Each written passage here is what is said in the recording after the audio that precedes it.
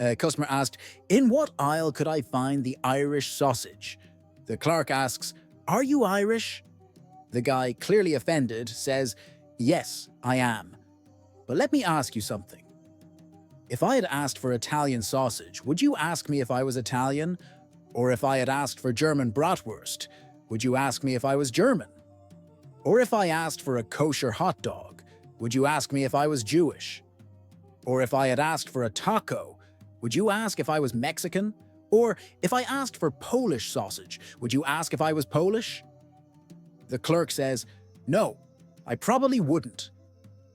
The guy says, "Well then, because I asked for Irish sausage, why did you ask me if I'm Irish?" The clerk replied, "Because you're in Halford's clothing store." The boss started to notice that one of his employees, Dave, was getting a lot of attention from women. Curious, one day he asks Dave about his secret. Dave replies, "Well, before being intimate, I just take my thing and smack it against the bedside table like a hammer. It numbs it up and makes me last longer." Later that day, the boss gets home to his wife and finds her in the shower. A perfect opportunity for some fun, so he quickly undresses and starts banging his you-know-what against the dresser. Just before hearing his wife call from the shower, "Dave, is that you?" After a few years of married life, a man finds that he is unable to perform. He goes to his doctor, and his doctor tries a few things, but nothing works. Finally, the doctor says to him, "This is all in your mind," and refers him to a psychiatrist. After a few visits to the shrink, he confesses, "I am at a loss as to how you could possibly be cured." Finally, the psychiatrist refers him to a witch doctor. The witch doctor says, "I can cure this." He throws some powder on a flame, and there is a flash with billowing blue smoke. The witch doctor says, "This is powerful healing, but you can only use it once a year. All you have to do is say 123, and it shall rise for as long as you wish." The guy then asks the witch doctor, "What happens when it's over?" The witch doctor says, "All you or your partner has to say is 1234, and it will go down. But be warned, it will not work again for a year." The guy goes home, and that night he is ready to surprise his wife with the good news. So he is lying in bed with her and says 123, and suddenly he gets an erection. His wife turns over and says, "What did you say 123 for?" A husband and wife had been feuding for days, both stubbornly refusing to speak to one another. Determined not to be the one to break the silence, they tiptoed around the house in frosty silence. One evening, the husband remembered he had an early flight to catch the next morning at 5 a.m.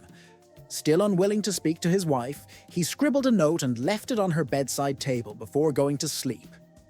"Please wake me at 5 a.m. for my flight to Italy." The next morning, the man woke up, squinting at the sunlight streaming through the window. He glanced at the clock. 9 a.m. His flight had long since departed. Fuming, he stomped out of bed, ready to confront his wife. But as he reached for his slippers, he noticed a piece of paper neatly placed on his pillow. It read, "It's 5 a.m. Wake up." Woman, "Doctor, I think I have a fever." The doctor grabs a rectal thermometer and begins slowly inserting it. Woman shouts, "Doctor, that's not my backside." Doctor, calmly, "Oh, my apologies. Your chart said you had a rear infection. Turns out it's just a typo. Now, about that ear." A very shy young man goes into a bar and sees a beautiful woman sitting alone. After an hour, he gathers enough courage to go and ask her, "Excuse me, but would you mind if I sat here beside you?" She responds in a loud voice, "No, I don't want to spend the night with you." Everyone in the bar turns to stare at them. The young man is surprised, shocked, and embarrassed, and goes back to his table. After a few minutes, the woman walks over to him, smiles, apologizes, and says, "You see, I'm a graduate student in psychology, and I'm studying how people respond to embarrassing situations." The young man responds loudly with, "What do you mean $500? That's too much for one night." Two blondes were working on a house. One of them was nailing down siding. She'd reach into her nail pouch, pull out a nail, and either hammer it in or toss it over her shoulder. The other blonde, curious, finally asked, "Why do you keep throwing some of those nails away?" The first one replied, "Well, if I pull out a nail and it's pointed toward me, I toss it. Obviously, it's defective. But if it's pointed towards the house, I nail it in." The second blonde smacked her forehead and shouted, "You idiot! The ones pointed towards you aren't defective. They're for the other side of the house." An old miser was close to dying. Due to his terrible cheapness, he had neither friends nor family. Just before he died, he called his doctor, his lawyer, and a minister to come see him. They complied and gathered together around his bed. "I always heard you can't take it with you, but I am going to prove you can," he said. "I have $90,000 cash hidden underneath my mattress. It's in 3 envelopes of $30,000 each. I want each one of you to grab one envelope now. And just before they throw the dirt on my grave, you throw the envelopes in." Weeks later, the 3 attended the funeral, and true to their word, each threw their envelope into the grave.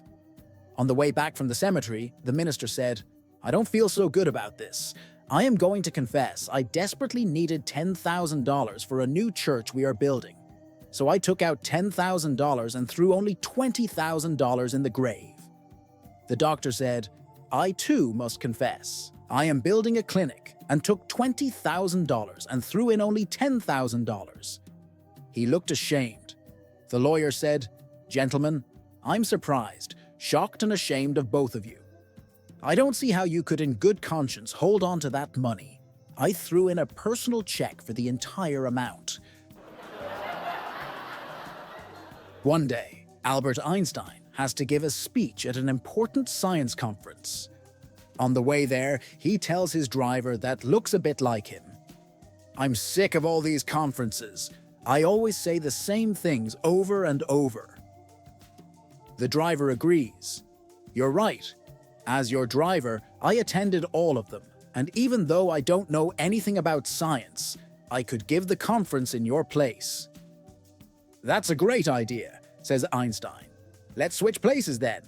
So they switch clothes, and as soon as they arrive, the driver dressed as Einstein goes on stage and starts giving the usual speech, while the real Einstein, dressed as the car driver, attends it. But in the crowd, there is one scientist who wants to impress everyone and thinks of a very difficult question to ask Einstein, hoping he won't be able to respond. So this guy stands up and interrupts the conference by posing his very difficult question. The whole room goes silent, holding their breath, waiting for the response. The driver looks at him, dead in the eye, and says, "Sir, your question is so easy to answer that I'm going to let my driver reply to it for me." 3 guys were sitting in a biker bar. A man came in, already drunk, sat down at the bar and ordered a drink. The man looked around and saw the 3 men sitting at a corner table. He got up, staggered to the table, leaned over, looked the biggest one in the face and said, "I went by your grandma's house and I saw her in the hallway. Man, she is fine." The biker looked at him and didn't say a word.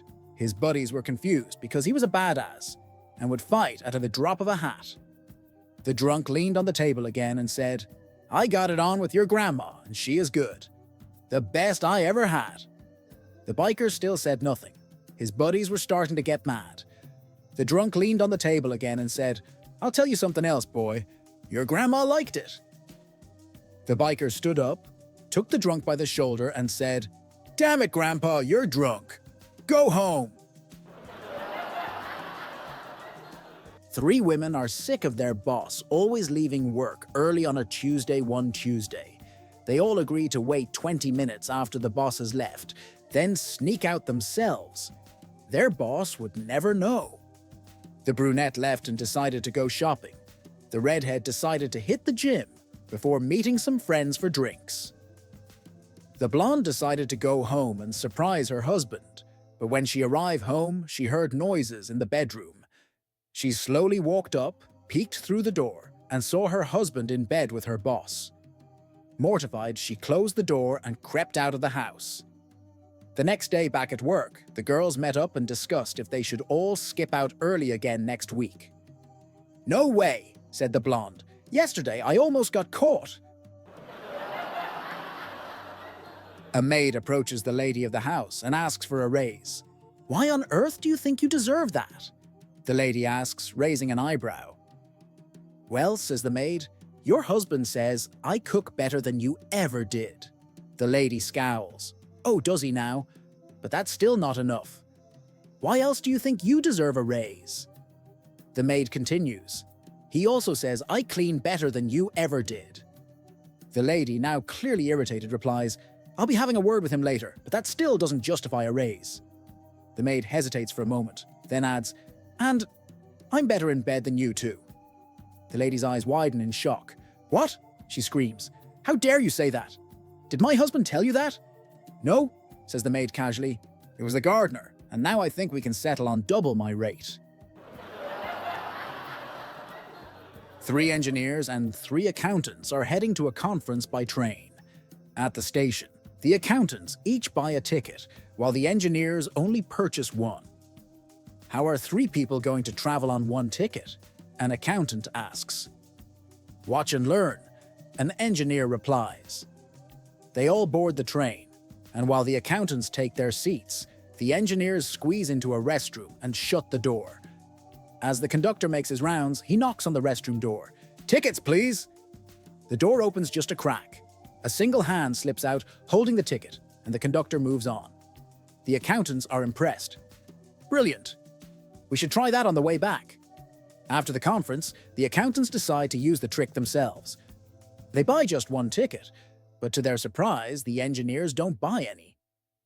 "Wait, how are you going to travel with no ticket?" one accountant asks. "Watch and learn," an engineer smirks.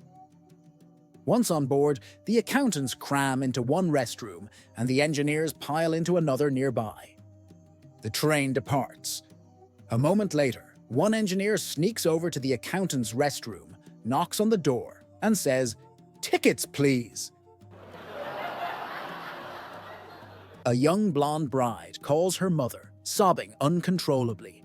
"Mom, Robert doesn't appreciate anything I do for him." Her mother tries to soothe her. "Now, sweetheart, I'm sure it's just a misunderstanding." "No, Mom, you don't get it. I bought a frozen turkey roll and he completely lost it over the price." Her mother scoffs. "That cheapskate. Those turkey rolls only cost a few bucks." "No, Mom, it wasn't the price of the turkey. It was the airplane ticket." "Airplane ticket? Why on earth did you need a plane ticket?" "Well, the instructions said, prepare from a frozen state, so I flew to Alaska." A cop noticed a car swerving all over the road and immediately pulled it over. As he approached, he saw a stunning blonde behind the wheel, her breath reeking of alcohol. "I'm going to need you to take a breathalyzer test to check if you're under the influence," he said. She obediently blew into the device, and the officer took it back to his squad car. A few minutes later, he returned, shaking his head. "Ma'am, it looks like you've had a couple of stiff ones." Her face turned bright red as she gasped. "Wait, you mean it shows that too?" A blonde woman was speeding down the road and was pulled over by a female police officer who was also a blonde. The blonde cop asked to see the blonde driver's license. She dug through her purse and was getting progressively more agitated. "What does it look like?" she finally asked. The policewoman replied, "It's square and it has your picture on it." The driver finally found a square mirror in her purse, looked at it, and handed it to the policewoman. "Here it is," she said. The blonde officer looked at the mirror, then handed it back, saying, "Okay, you can go. I didn't realize you were a cop." It was Thanksgiving, and the air was filled with the warm aroma of roasted turkey and pumpkin pie. The couple hosting had spent hours preparing to welcome their family, eager to celebrate together. But as the guests arrived, one voice rose above the others: the mother-in-law's. "Huh," she sighed dramatically, plopping onto the couch. "Your children are always late. It's like they can't tell time." Her words hung in the air, but no one responded. Thanksgiving was about gratitude, after all, or so everyone reminded themselves. Finally, the couple's children arrived, and the family gathered around the beautifully set table. The mother-in-law promptly claimed the head seat. No one dared to contest it. They just exchanged quiet glances. As the first course was being brought out, the mother-in-law's commentary began anew. "Ugh, this food is taking forever. Why is it always late?" she complained, tapping her fork on the table for dramatic effect. The wife shot a glance at her husband, who mouthed, "*stay calm." With a forced smile, she served the dishes she had so lovingly prepared. Dinner proceeded with polite chatter, though the mother-in-law kept interjecting her unsolicited observations. As they worked through the main course, she stood abruptly and declared, "Ugh, I'll just clear these plates myself. Maybe we can finally get dessert served on time." No sooner had she risen than a resounding crash shattered the awkward atmosphere. The large antique clock above the table, silent and still for decades, suddenly came loose, plummeting down. It obliterated the chair where the mother-in-law had just been sitting. A stunned silence filled the room. The mother-in-law, wide-eyed, looked at the splintered remains of the chair. "Well," she said finally, "that could have been me." The bride, trying to suppress a grin, murmured just loud enough for her husband to hear, "Ugh, this clock, always late." The husband coughed into his napkin to stifle a laugh. And for the first time that evening, everyone else seemed to find something to smile about. Even the mother-in-law cracked a sheepish grin. And the antique clock. It was finally retired to the garage. Some things, it seemed, just weren't worth keeping around.